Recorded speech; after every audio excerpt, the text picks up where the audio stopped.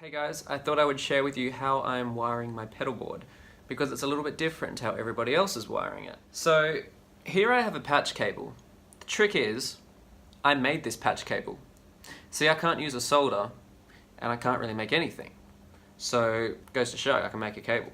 All I did was snip some cable from 10 feet. High quality audio cable, and then I screwed on these 1/4" jacks on the sides and I was done. And I made it, so I felt pretty good. I wired my whole pedal board, I cut them to length, so the two pedals that are close together, they've got little patch cables, and the pedals like here to here, they have longer patch cables, all with the same method. So pretty straightforward. I'll show you a video of how it's done,